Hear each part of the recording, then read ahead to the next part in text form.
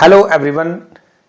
आज के इस 8वीं क्लास में हम लोग इस चैप्टर से रिलेटेड बहुत ही महत्वपूर्ण बातों की जानकारी आज सीखेंगे। सबसे पहले हम लोग आज के क्लास में जानेंगे कि हार्मोन क्या है, फिर पिट्यूटरी ग्रंथि के बारे में जानेंगे, थायराइड ग्रंथि के बारे में जानेंगे और पाराथायरॉइड ग्रंथि के बारे में विस्तृत जानकारी ग्रहण करेंगे, ताकि आपके परीक्षा से जो भी परीक्षा में पूछा जाता है इस टॉपिक से रिलेटेड एक भी प्रश्न नहीं छूटेगा। इसलिए वीडियो के अंत तक बने रहिए। तो आइए सबसे पहले हम लोग जानते हैं कि हार्मोन क्या है ना बेटा, कि हार्मोन क्या है ना। हार्मोन क्या है?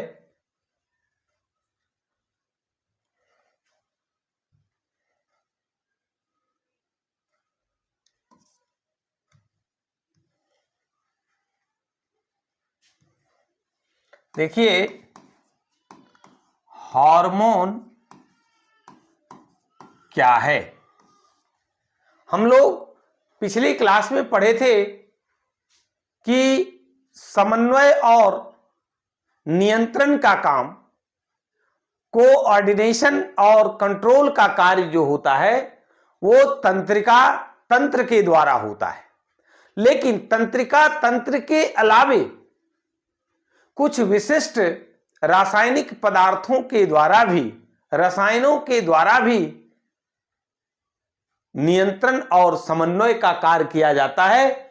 और जिन रसायनों के द्वारा नियंत्रण और समन्वय का कार्य किया जाता है उसी रसायन को क्या कहते हैं? हार्मोन कहते हैं।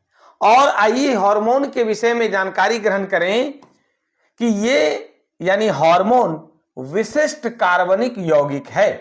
क्या है? विशिष्ट कार्बनिक यौगिक है, ऑर्गेनिक कंपाउंड है, ऑर्गेनिक कंपाउंड है जो बहुत कम मात्रा में अंतःस्रावी ग्रंथियों के द्वारा एंडोक्राइन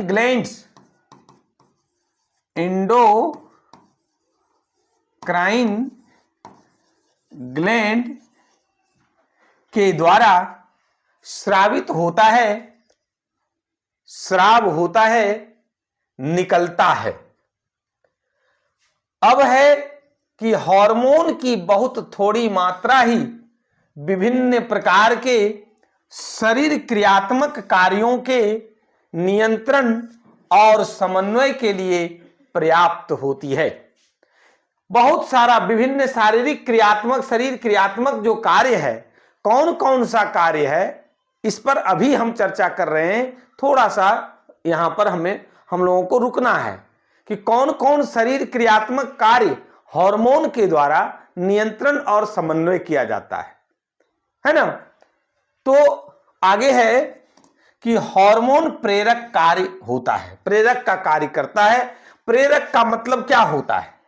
प्रेरक किसको कहते हैं? तो प्रेरित करने वाले को क्या कहते हैं? प्रेरित करने वाले को क्या कहते हैं? प्रेरक कहते हैं।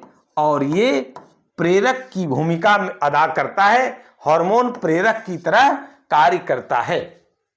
हार्मोन का स्राव जो होता है वो शरीर के कुछ विशेष प्रकार की ग्रंथियों के द्वारा होता है, जिन्हें क्या कहते हैं? अंतःस्रावी ग्रंथियां कहते हैं, एंडोक्राइन ग्लैंड कहते हैं। यहां हमने लिख दिया कि हार्मोन का स्राव जिस ग्रंथि के द्वारा होता है, जिस ग्लैंड के द्वारा होता है, जिसके द्वारा होता है, उसको अंतःस्रावी ग्रंथियां कहते हैं। अंतःस्रावी ग्रंथियां एंडोक्राइन ग्लैंड डक्टलेस होती है, नलिका विहीन होती है, कोई इसमें नली नहीं होता है। आइए देखते हैं कि अंतःस्रावी ग्रंथियां नलिका विहीन होती है। डक्टलेस होती है, कोई डक्ट नहीं होता है, कोई नलिका नहीं होती है, इसलिए कि इनमें स्राव के लिए नलिकाएं नहीं होती है। अब देखिए कि आखिर जब नलिका नहीं होती है तो ये स्राव किस प्रकार से होता है और क्रिया किस प्रकार से करता है, नियंत्रण और समन्वय का कार्य किस प्रकार से करता है। क्योंकि ग्रंथि, अभी हम लोग क्या देख रहे थे कि ग्रंथि ग्लैंड जो है वो क्या होता है, नलिका विहीन होता है। क्या होता है, नलिका विहीन होता है, डक्टलेस होता है ना। तो ये डायरेक्ट क्या होता है कि रक्त परिसंचरण में इसका स्राव होता है, ब्लड सर्कुलेशन में। कहने का मतलब हुआ, सीधे कहिए कि ये स्राव जो होता है वो ब्लड में आ जाता है, और रक्त परिसंचरण यानी ब्लड से कहां चला जाता है, ये उत्तक द्रव में चला जाता है। कहां चला जाता है, उत्तक द्रव, टिश्यू फ्लूइड में चला जाता है। ठीक है, कहां चला जाता है, टिश्यू फ्लूइड में चला जाता है, उत्तक द्रव में चला जाता है, उत्तक में चला जाता है। और उत्तक के बाद ये फिर कहां जाता है, तो रक्त केशिकाओं में, ब्लड कैपिलरी में, रक्त केशिका में चला जाता है। और ये जो रक्त परिसंचरण से जो उत्तक द्रव में आता है वो विसरण की क्रिया के द्वारा आता है, डिफ्यूजन के द्वारा आता है। और रक्त केशिका के माध्यम से जहां हार्मोन का जरूरत होता है, जिस पार्ट में, जिस अंग में, जिस भाग में, जिस जगह पर, वहां ये हार्मोन क्या होता है, पहुंच जाता है और नियंत्रण और समन्वय का कार्य करने का काम करता है। आगे है बेटा कि हार्मोन द्वारा नियंत्रण और समन्वय का जो कार्य होता है वो क्या होता है, टिकाऊ होता है। क्या होता है, टिकाऊ होता है। कारण हम लोग नियंत्रण और समन्वय का जो कार्य है वो दो तरह के से होता है, एक तंत्रिका तंत्र नर्वस सिस्टम के द्वारा, और दूसरा है रसायन के द्वारा। कहने का मतलब हार्मोन के द्वारा क्या होता है, नियंत्रण और समन्वय का कार्य होता है। तो ये टिकाऊ नहीं होता है। जो नर्वस सिस्टम के द्वारा होता है वो टिकाऊ नहीं होता है, अस्थाई नहीं होता है, जबकि हार्मोन के द्वारा, रसायन के द्वारा जो नियंत्रण और समन्वय का कार्य किया जाता है वो क्या होता है, टिकाऊ होता है ना। चलिए आगे देखते हैं।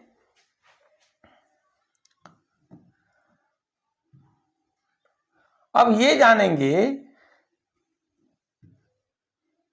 कि मनुष्य के शरीर में हम लोगों ने अभी देखा कि हार्मोन के द्वारा, रसायन के द्वारा क्या होता है, क्या होता है, नियंत्रण और समन्वय का कार्य होता है। तो वो हार्मोन अंतःस्रावी ग्रंथियों के द्वारा स्राव होता है, प्राप्त होता है। और ये अंतःस्रावी ग्रंथि जो मानव शरीर में होता है वो 5 तरह का होता है, 6 तरह का होता है। पहला है पिट्यूटरी ग्रंथि, दूसरा है थायराइड ग्रंथि, थायराइड ग्लैंड, पिट्यूटरी ग्लैंड, और तीसरा जो है वो पाराथायराइड ग्रंथि है, पाराथायराइड ग्लैंड। चौथा है एड्रिनल ग्लैंड, एड्रिनल ग्रंथि। पांचवा है अग्न्याशय की लैंगरहैंस की द्वीपिकाएं, है ना, आइलेट्स ऑफ लैंगरहैंस। छठा है वो है जनन ग्रंथियां, गोनेड्स, और इसमें 2 आता है, अंडाशय ओवेरी और वृषण टेस्टिस। अब यहां पर हम लोग जो देखे 6 तरह का, ये 6 तरह का जो है ग्लैंड्स के बारे में इन डिटेल हम लोगों को पढ़ना है, और कौन सा हार्मोन का स्राव होता है और उस हार्मोन का काम क्या है, कहने का मतलब वो क्या नियंत्रण और समन्वय का कार्य करता है, शरीर क्रियात्मक कार्य का जो अंजाम देता है। अभी हम लोग वहां पे रुके थे कि कौन सा शरीर क्रियात्मक कार्य करता है, उसको भी हम लोग सीखते और जानते हुए आगे बढ़ेंगे। तो आइए हम लोग बारी बारी से सभी ग्रंथि के बारे में देखेंगे, विथ फिगर को भी देखेंगे कि कहां पर ग्रंथियां पाई जाती है और उससे कौन कौन सा हार्मोन का सिक्रीशन होता है, स्राव होता है, और उसका कार्य क्या है, यानी कौन सा शरीर क्रियात्मक कार्य को वो अंजाम देता है। तो पहला है पिट्यूटरी ग्रंथि। यह कपाल की स्फेनाइड हड्डी में कहां पर होता है, कपाल की स्फेनाइड हड्डी। अभी हम लोग इसको फिगर से भी देखेंगे। ये पोजीशन जो देख रहे हैं, छू रहे हैं हम, ये पोजीशन जहां पे पेन सटा रहे हैं, ये पोजीशन में कपाल की स्फेनाइड हड्डी में एक गड्ढे में ये स्थित रहती है। उसको अभी हम लोग फिगर से भी देखेंगे। यह मस्तिष्क के अधर तल के मध्य में एक वृंत द्वारा, वृंत का मतलब क्या होता है, स्टॉक के द्वारा, है ना, एक वृंत के द्वारा, एक डंठल के द्वारा संबद्ध रहती है, यानी जुड़ी हुई रहती है। पिट्यूटरी ग्रंथि कई अन्य महत्वपूर्ण अंतःस्रावी ग्रंथियों का भी नियंत्रण करती है। बहुत ही इंपॉर्टेंट पॉइंट है, याद रखिएगा कि पिट्यूटरी ग्रंथि कई अन्य महत्वपूर्ण अंतःस्रावी ग्रंथियों का भी ये नियंत्रण करती है। ये नियंत्रण और समन्वय का कार्य तो करती ही है, शरीर क्रियात्मक कार्यों पर नियंत्रण और समन्वय का कार्य करती ही है। इसके साथ साथ और जो एंडोक्राइन ग्लैंड है, अंतःस्रावी ग्रंथि है, उसका भी नियंत्रण करता है, उसको भी कंट्रोल करता है। इसलिए पिट्यूटरी ग्रंथि को मास्टर ग्रंथि कहते हैं। क्या कहते हैं, मास्टर ग्लैंड कहते हैं, मास्टर ग्रंथि कहते हैं। बराबर ये पूछा जाता है कि कौन सा ग्रंथि को मास्टर ग्रंथि कहा जाता है, तो आपका जवाब होगा पिट्यूटरी ग्रंथि को मास्टर ग्लैंड या मास्टर ग्रंथि कहा जाता है। अब देखिए कि पिट्यूटरी ग्रंथि में क्या होता है कि 2 मुख्य भाग होता है। एक है अग्रपिंडक, है ना, एंटेरियर लोब्स, और दूसरा है पश्चपिंडक, पोस्टेरियर लोब्स। अग्रपिंडक यानी इसको 2 भाग में बांट दिया, एक आगे का लोब, दूसरा पीछे का लोब, आगे का भाग और एक दूसरा पीछे का भाग। आइए देखते हैं, पहले इसका फिगर देखते हैं, है ना। ये देखिए मस्तिष्क, ये स्फेनाइड हड्डी और ये गड्ढा देख रहे हैं। अगर फिगर में आपको कोई परेशानी हो तो आप उसको जूम करके बड़ा करके देखिए, बिल्कुल स्पष्ट दिख जाएगा। यहां पर देखिए एक चौकोर घेरा लगा दिए हैं और इसी के बीच में ये देख रहे हैं, ये जो है ये क्या है, इसी को बड़ा करके यहां दिखाने का प्रयास किए हैं। यही पिट्यूटरी ग्रंथि है, यही मास्टर ग्रंथि है। क्या है बेटा, पिट्यूटरी ग्रंथि यही है, इसी को मास्टर ग्लैंड या मास्टर ग्रंथि भी कहते हैं। कारण ये और जो अन्य अंतःस्रावी ग्रंथि है उसका भी नियंत्रण करने का काम करती है। तो हम लोगों ने फिगर के माध्यम से देखा कि ये कपाल की स्फेनाइड हड्डी में एक गड्ढा होता है और उसी गड्ढे में यह ग्लैंड, यह अंतःस्रावी ग्रंथि, यह एंडोक्राइन ग्लैंड मौजूद होता है। अब आइए कि इसका 2 भाग, एक अग्रपिंडक और दूसरा पश्चपिंडक, देख रहे हैं ना, अग्रपिंडक और पश्चपिंडक। तो दोनों भाग से अलग अलग हार्मोन का स्राव होता है और उसका कार्य भी अलग अलग होता है, यानी कि उसका जो शरीर क्रियात्मक कार्य है वो अलग अलग करता है। उस पर भी बात करते हैं। अब देखिए कि अग्रपिंडक द्वारा अगला जो भाग होता है इस ग्रंथि का, उसके द्वारा एक हार्मोन वृद्धि हार्मोन कहलाता है। वृद्धि हार्मोन का मतलब ग्रोथ हार्मोन, यानी कि जीएच, इसका स्राव होता है। नाम से क्या पता चल रहा है कि वृद्धि हार्मोन है, यानी कि ये वृद्धि करने का काम करता है। अब यहां पर वृद्धि करना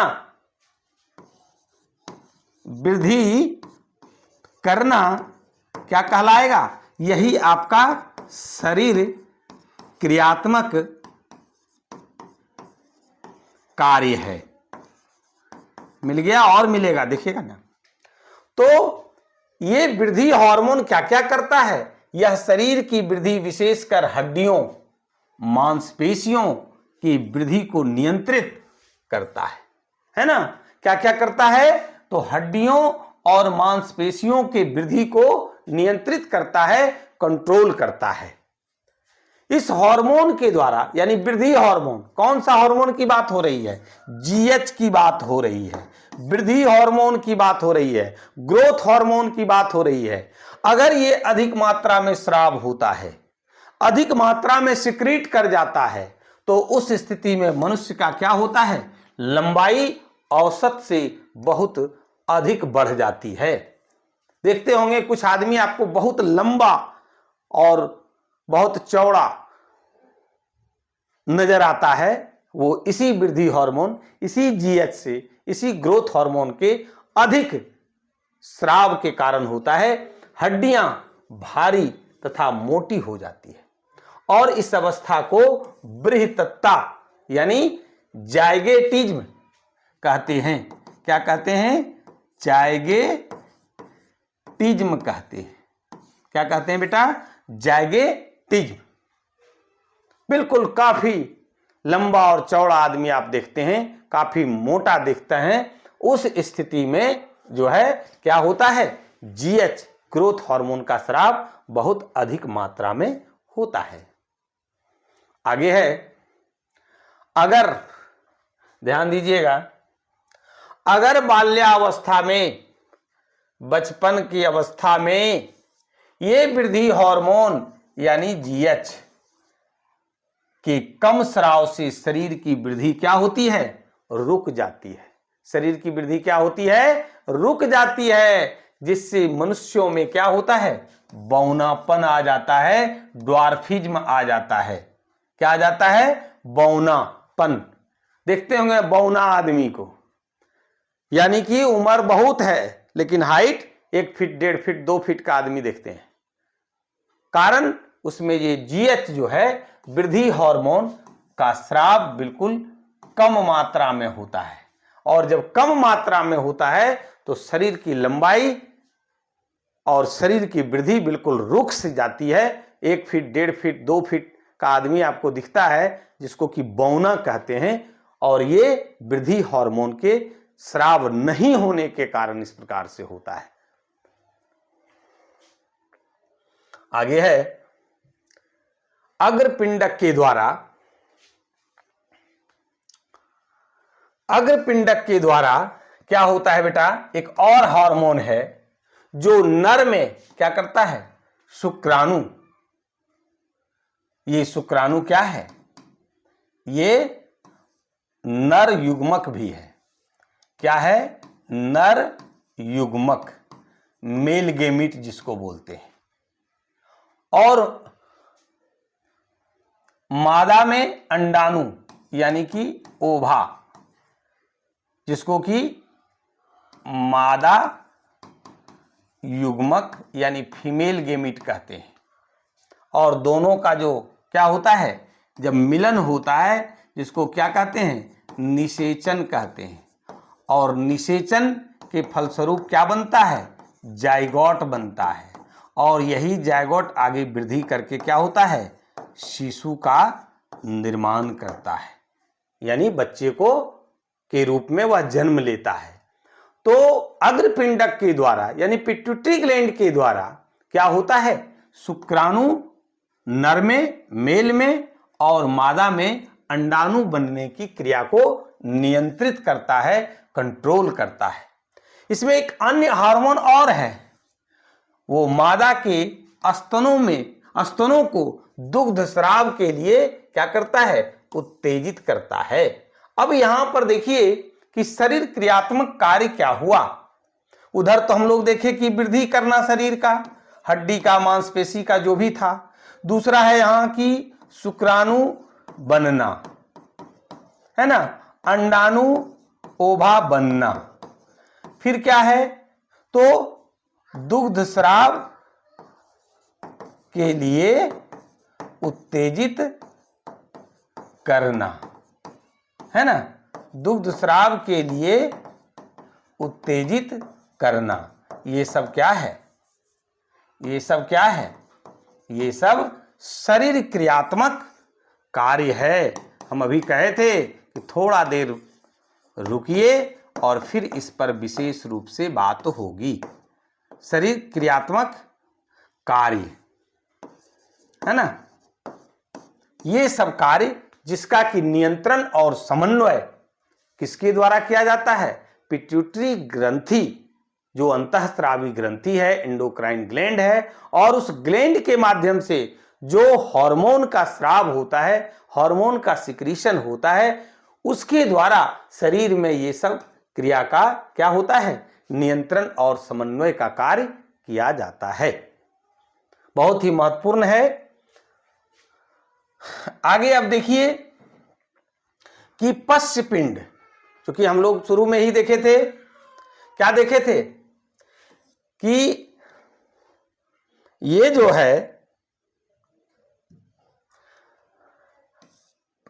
पश्चपिंड और अग्रपिंड। तो अग्रपिंड के द्वारा हम लोग देख लिए कि वृद्धि हार्मोन जीएच का स्राव होता है।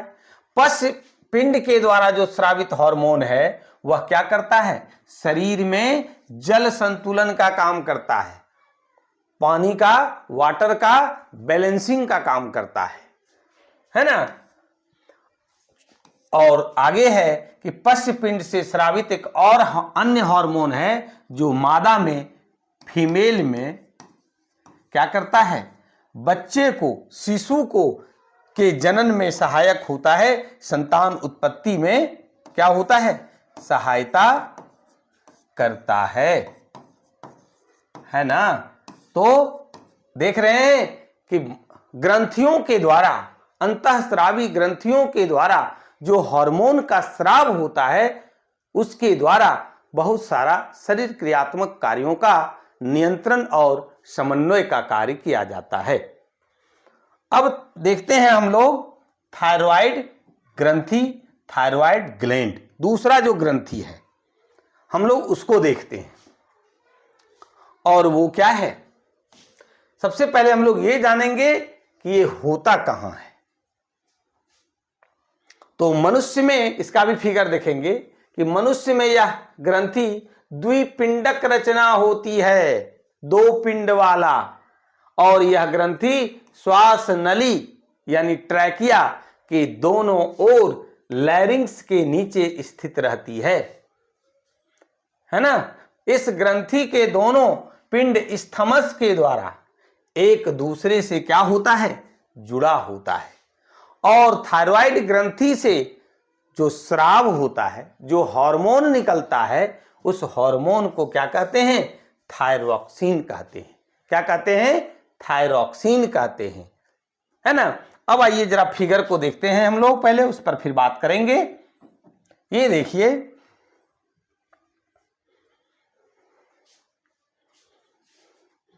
ये क्या है, ट्रैकिया,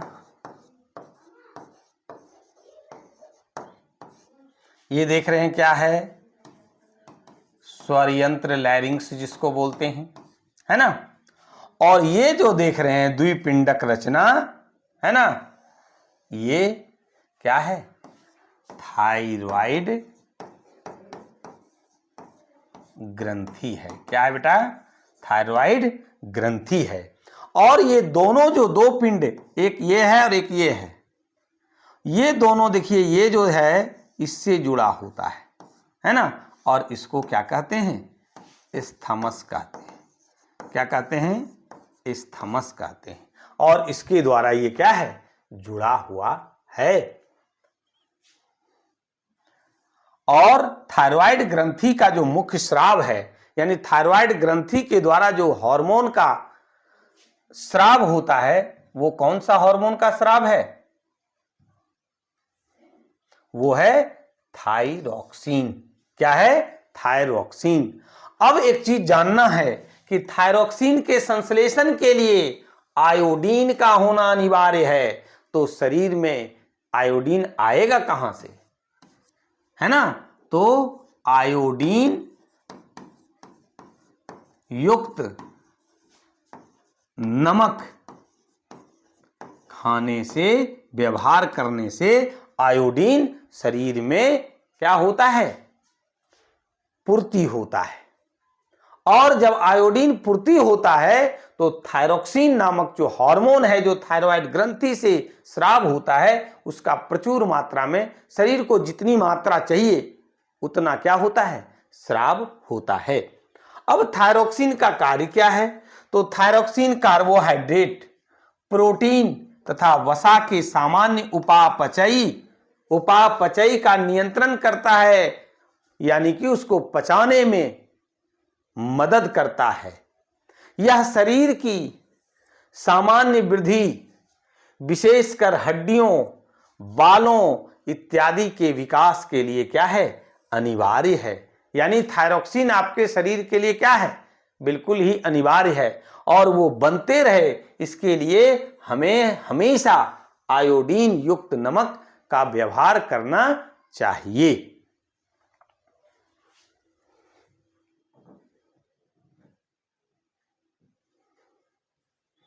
ये देखिए वही फिगर है।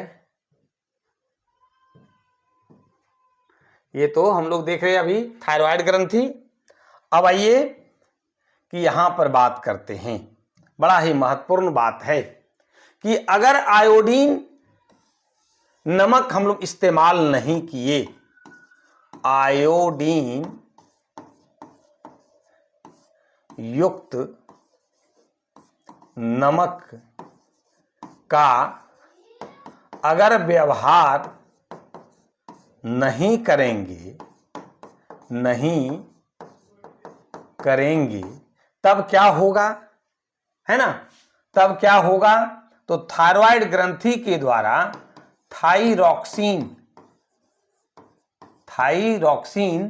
हार्मोन का स्राव नहीं होगा या कम मात्रा में होगा। स्राव कम होगा। और जब ये कम होगा तो इसको बढ़ाने के लिए थायराइड ग्रंथि थायरोक्सिन हार्मोन को बढ़ाने के लिए क्या करता है? वो कभी कभी फूल जाता है, फैल जाता है, एक थैली जैसा दिखते होंगे, यहां पर निकल जाता है, बाहर निकल जाता है, थायराइड ग्रंथि बड़ा हो जाता है, जिसको क्या कहते हैं? घेघा या गलगंड कहते हैं, ग्वाइटर कहते हैं। बड़ा ही इंपॉर्टेंट है। तो इससे बचने के लिए आपको हमेशा क्या करना होगा? आयोडीन युक्त नमक का प्रयोग करना होगा। तभी आप घेघा या गलगंड या ग्वाइटर नामक रोग से बच सकते हैं। आपसे यहां पर एक इंपॉर्टेंट क्वेश्चन बनता है जो बराबर ऑब्जेक्टिव में पूछता है कि घेघा या गलगंड रोग किसकी कमी से होता है। उस स्थिति में आपको जवाब देना है कि आयोडीन की कमी से होता है ना बेटा। चलिए आगे बढ़ते हैं। पाराथायरॉइड नाम से क्या पता चल रहा है? पाराथायरॉइड का मतलब कि थायराइड से पहले पारा लगा हुआ है। कहने का मतलब ये थायराइड से ही जुड़ा हुआ संरचना है, ग्रंथि है, इसलिए इसको पारा थायराइड ग्रंथि, पाराथायरॉयड ग्लैंड कहते हैं। इसकी जो आकृति होती है वो मटर की तरह होती है। अभी देखेंगे हम लोग, मटर की आकृति की पॉलीयुक्त यानी लोब्स टाइप की होती है। क्या होती है? लोब्स टाइप की होती है, लोब्स होती है। ये ग्रंथियां हैं, ग्लैंड है। ये थायराइड ग्रंथि के पीछे स्थित रहती है। आ गया ना? थायराइड ग्रंथि के पीछे स्थित है, इसलिए इसका नाम क्या पड़ा? पाराथायरॉयड पड़ा, यानी उससे जुड़ा हुआ है। और संयोजी उत्तक, कनेक्टिव टिश्यू जो एक दूसरे को जोड़ता है, उसके एक संपुट के द्वारा उससे अलग होती है ना? अब इसके द्वारा जो स्रावित हार्मोन है, उस हार्मोन का क्या कार्य है? वह क्या करता है? तो रक्त में कैल्शियम की मात्रा का नियंत्रण करता है, कंट्रोल करता है। क्या करता है? कि रक्त में कैल्शियम की मात्रा का नियंत्रण करता है, कंट्रोल करता है। ठीक है, तो अब इसको फिगर भी देख लेते हैं इसका, कि पाराथायरॉयड ग्रंथि किस प्रकार से होती है।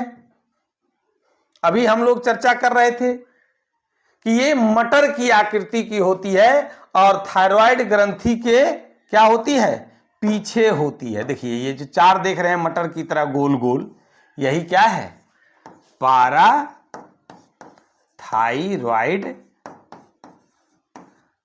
ग्रंथि है।